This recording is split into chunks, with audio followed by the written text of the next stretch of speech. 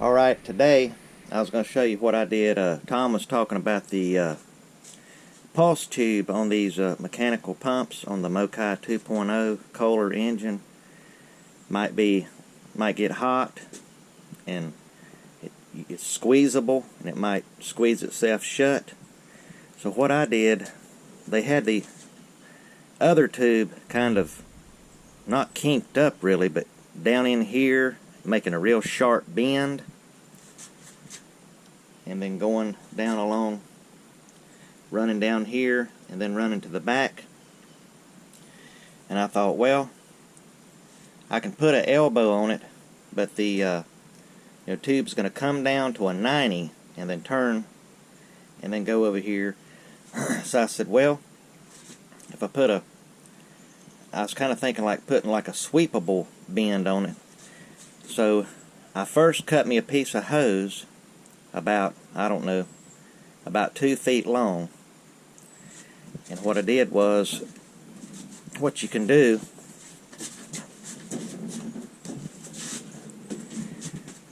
is, the reason my spark plug looks like this is I have a run leader cylinder head temperature gauge / tachometer hooked up to it. So there's 2 wires coming out of the spark plug. One's the spark plug wire and one's the tach cylinder head temp wire. Anyway, you disconnect this out and disconnect this hose, this black hose right here. You pull this hose off, take the spark plug wire up out of this plastic holder and move everything over, and you can take a long needle nose pliers and a sharp screwdriver, and you can kind of fiddle around with that clamp and go in at this angle, squeeze it and pull it up about 1/2 inch, and then take a sharp screwdriver, stick in there, and be real careful not to scratch the nipple, and just kind of pry on it just a little bit, and take your needle nose pliers and kind of pull on it, and it pops right off. And then take your 2.5 piece of hose and start right here and just dangle the hose over, run it down through there, put your clamp on there about 1 inch or 3/4 of an inch on it already, slide it in and take your needle nose pliers and slide it over the nipple. Once the hose is over the nipple, go at it at this angle here and squeeze the clamp and just slide it all the way down till it's about 1/8 of an inch. You don't want to put it at the very bottom of the hose. Come up, about 1/8 of an inch till a little bit of hose is showing on the bottom, and then that part's done. And then what I did is it comes up, and I got it coming over the top of this. That's rounded. It's real smooth. There's no chafing. I got it coming up over this, coming down, and there's a flat spot back here. And this hose goes right down here, laying against that flat spot. It's not chafing here on this sharp point. It's running kind of at a 45, curling around under this fuel line, coming up to here. You can still put the cable, the throttle cable, still goes in here, plenty of clearance here. And I took a tie wrap, and I didn't squeeze it hard. You don't want to cut off the fuel. I just gently put a tie wrap here, and then right here, I actually put 2 just in case one would break off. But I tie wrapped 1 tie wrap on there, and don't squeeze it hard, just snug it.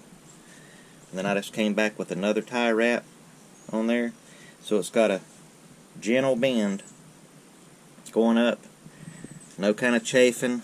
And then since I took my run leader tack wire, instead of having it dangling wherever, I have it coming straight up here away from the muffler, and I have it tie wrapped onto the handle here, and then it comes straight down, and it goes through the same hole in the back of the kayak as this wire here for the ignition, and you know, the other wires. Anyway, tie wrapped it and tie wrapped it. You can still grab the engine real easy because that hose is back here and this hose here is on the top, so you're not squeezing it when you know, when you lift all the weights here, so you're not bothering that at all. Then you can pick your motor up and carry it around, but it's not going to hurt anything. It's totally away from the belt. It's no farther sticking out than this heat shield for the muffler. So the fuel line comes in here, and like I said, it's not hurting anything. Before, at the factory, when they stuck it down in here, it was real close to this, and it was, you know, kind of way down in there. There's a piece of tie wrap I need to get out of there. Little piece of tie wrap. I didn't even see that. Or no, that ain't tie wrap. That's a wire. Oh, I'm sorry. That's a wire that I thought it was a piece of tie wrap for a minute. So that needs to stay. But anyway, by going over here like that, you're not worried about anything being down in here getting in the way of this arm. This arm's totally free all the way back. Nothing obstructing the arm.